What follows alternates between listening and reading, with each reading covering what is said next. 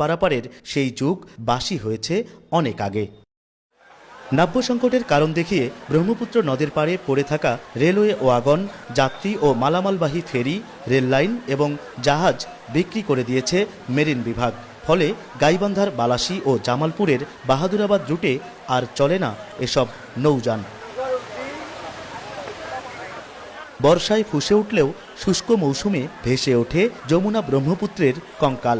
অস্বাভাবিক হারে পানি কমে যাওয়ায় অনেক রুটে বন্ধ হবার উপক্রম হয় নৌযান চলাচল।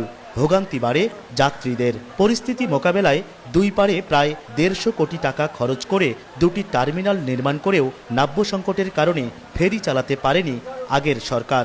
এবার বালাসী থেকে বাহাদুরাবাদ ও বগুড়ার সারিয়াকান্দি থেকে জামালপুর সম্ভাব্য রুট ধরে দ্বিতীয় যমুনা সেতু নির্মাণের পরিকল্পনা করছে বিএনপি সরকার। স্থানীয়রা বলছেন বালাসী বাহাদুরাবাদই হবে সেতু নির্মাণের উপযুক্ত স্থান। বলছে প্রতি ঘনমিটার নদী খননে খরচ 215 টাকা।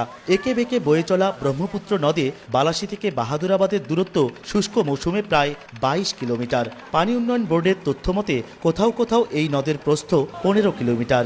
এই রুট সচল করতে খননের জন্য 600 মিটার প্রস্থ আর 3 মিটার গভীরতা ধরে 22 কিলোমিটার নদীপথের আয়তন দাঁড়ায় 3,96 লাখ ঘনমিটার, যেখানে একবার খননে ব্যয় হবে 851 কোটি 40 লাখ টাকা। 4 বার এই নদী খননে যা ব্যয় হবে তা যমুনা সেতু নির্মাণ ব্যয়। যমুনা সেতু হয়ে গাইবান্ধা থেকে ঢাকার দূরত্ব প্রায় 280 কিলোমিটার, কুড়িগ্রাম থেকে প্রায় 350 এবং লালমনিরহাট থেকে ঢাকার দূরত্ব প্রায় 330 কিলোমিটার।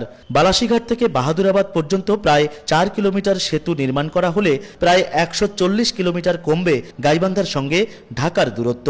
কুড়িগ্রাম, লালমনিরহাট, নীলফামারী, দিনাজপুর, পঞ্চগড়, ঠাকুরগাঁও সহ উত্তরের জেলাগুলোর ঢাকার সঙ্গে দূরত্ব কমবে 120 থেকে 150 কিলোমিটার। অন্যদিকে গাইবান্ধা থেকে সিলেট সড়কপথে 470 এবং গাইবান্ধা থেকে ময়মনসিংহ 260 কিলোমিটার।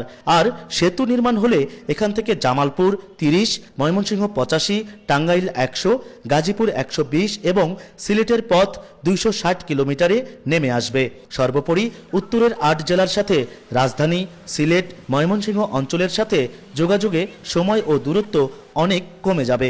সহজ হবে পণ্য ও যাত্রী পরিবহন ব্যবস্থা।